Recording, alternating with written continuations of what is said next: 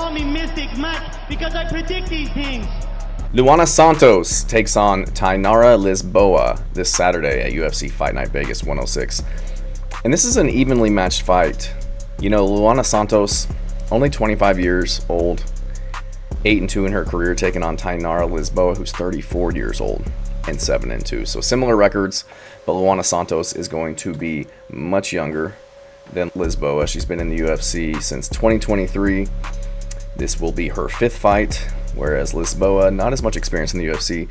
This will be her 3rd fight, started in 2023 as well. So Luana Santos, she is, like I said, 25. She's 5'6" with a 67-inch reach, and Lisboa is 5'7" with a 67-inch reach. So going to be an inch taller, but going to have identical reaches in this one. Luana Santos, she's got coming off of a loss to Casey O'Neill. I'm going to be honest, I didn't think that she looked that good in that fight. Casey O'Neill was, landing the better strikes and out grappling her. She does have 3 wins before that, though, but not against the best competition.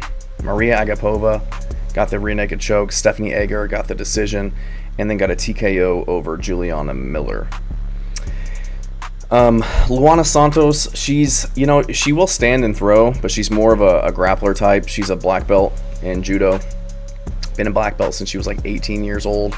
A jiu-jitsu blue belt from what I could see, which is kind of surprising considering, she's got decent ground game. And has a couple Keisugatami leg Americanas, which is impressive, and then has obviously a rear naked choke in the UFC. So I think she'd be a little bit more high level, so I'm not sure how accurate that is, but likes her judo throws a lot. Get the body lock on girls, get them in the clinch, toss them.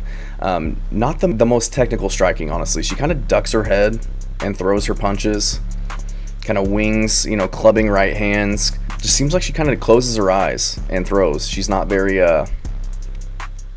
cerebral in the pocket as Lisboa is, who I'll get to in a sec. But she was getting kind of pressed back in her last fight by Casey O'Neill, and really wasn't going first. She'd kind of go after her and just kind of throw and kind of hit air at times, and just didn't look like she was able to really set up her strikes and throw them with bad intentions the way that Lisboa has.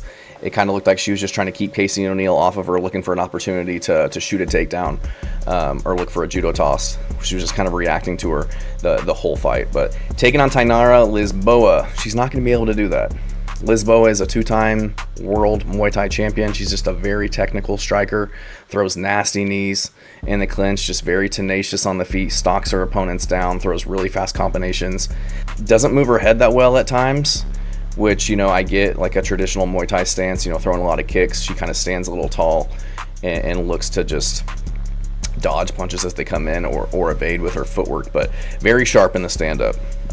Very tight, going first with her combos, also countering as people come in, countering Jessica Rose Clark very well in that fight and going first. She can just fight kind of going forward or backwards, and just very fast hands was hurting Jessica Rose Clark in that fight.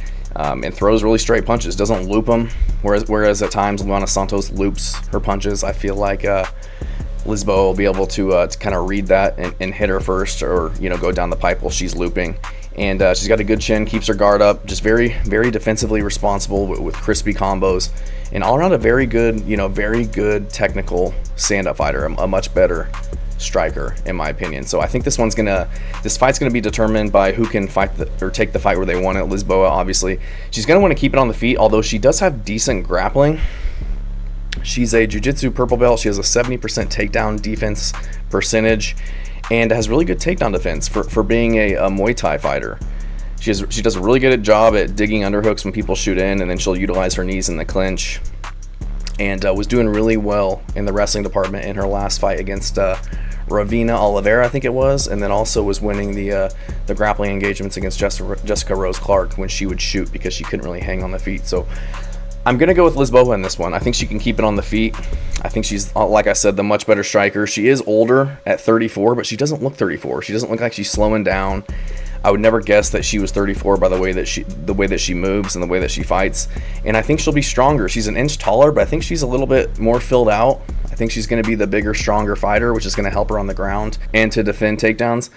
And I think she'll catch Santos on the feet as she comes in with her head down, kind of winging punches. I think she can catch her with an uppercut, or just wait for her to kind of wade in and then counter her with her straight shots. And she doesn't just throw one or two strikes. She's throwing like 4, 5-6 punch combinations, and she's catching her opponents on like the 3rd or 4th strikes. So she'll be better on the feet, bigger, stronger. I think her takedown defense will hold up in this one. I think she might just be a little too strong in the clinch, and that's where Santos kind of likes to go to get her chest-to-chest body lock judo throws. And I just think it's going to be hard for her to work into that position against Lisboa without getting cracked. And I think if she does get there, I think Lisboa, she'll be big, she'll be strong, she'll be landing knees, pummeling for underhooks, looking to throw elbows, and just kind of deterring that the takedown and judo game of Luana Santos. So I see her catching her, coming in and hurting her and getting her out of there, and winning this one by KO. Thanks.